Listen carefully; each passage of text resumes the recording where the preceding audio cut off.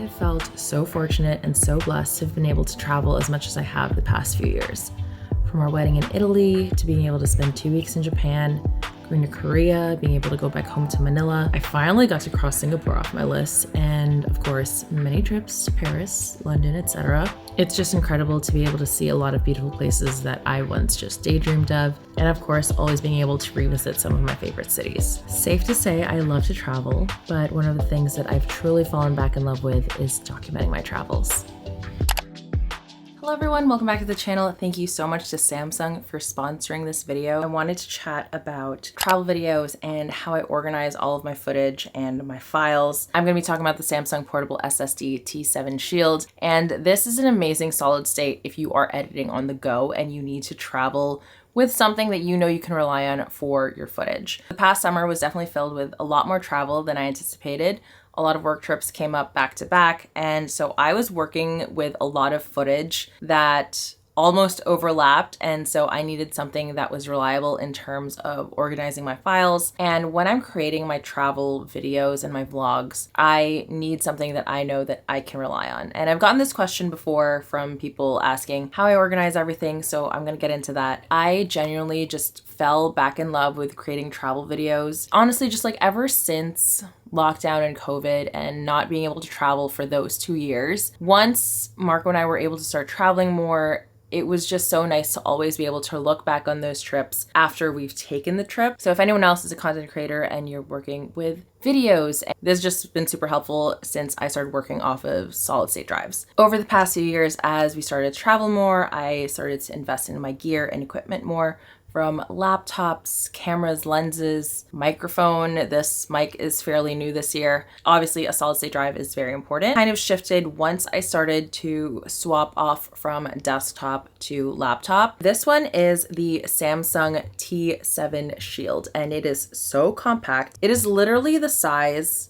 of a credit card. I think this is the size of a credit card. An SSD is where my library exists, meaning that's how I edit my videos, and I can easily work off of that library from different computers just by plugging it in. I'm a bit of a memory hoarder when it comes to footage and photos, and so I like to have things existing on a separate drive, and I just like to be able to access them when I need those files, such as like for the beginning of this video, I had everything on a separate SSD that I was able to access and bring back into my library to edit this video. As a content creator, one of my biggest fears is plugging in my memory card and the footage not being right, the file being corrupt, an SSD not being able to like access it or those files, which has happened to me before, and it is one of the worst things because you spend hours filming. It's very important to have a proper system in terms of setting up those things, as well as regularly formatting them, and also making sure you're investing in something that is reliable and durable. I have a 4 terabyte one, which is super important because I film in 4K 60 frames per second. So those are massive files. I need something that I know can handle lots of footage. It writes up to 1050 megabits per second, which means you are able to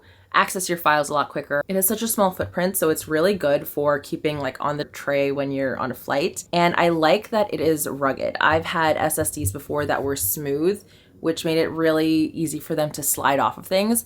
As I mentioned before, I keep my library on this, and that's because if I want to edit off of a different computer, I have my library with me. It's not like I can only access and edit off of one computer, but it kind of moves with me. And God forbid something happened to a laptop, I don't want to lose those files because that library lives on that laptop. But if it lives on an SSD, then I can easily work on it from my computer or Marco's computer, or easily just like move with it, and that makes it a lot easier. It has such a small footprint. I think it's about the size of a credit card. And this is great if you are editing on a flight or on a train. I love how rugged this one is because it is waterproof.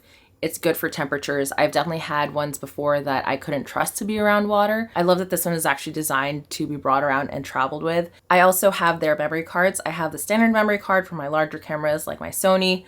I'm filming on my Samsung memory card right now, but they also have a micro SD, which is great for my DJI Osmo Pocket and the GoPro. Those have micro SD cards. And I feel like that's another thing that's very important. If you are filming a lot, you want to make sure that your memory card and your camera are very compatible. My minimum for a memory card is 512. I can't really do anything less than that. For sit down videos, these clips can be anywhere from like 20 to 30 minutes long. But if I'm traveling too, I'm filming tons of smaller clips. I try to upload at least every other day if I can, but I won't clear that memory card until the end of the trip. I've never run out of memory. I also make sure that my memory cards are clean for a trip. I organize all of my footage by location. It becomes like my little mini archive, should I need to access that later on. I don't keep any files on my computer.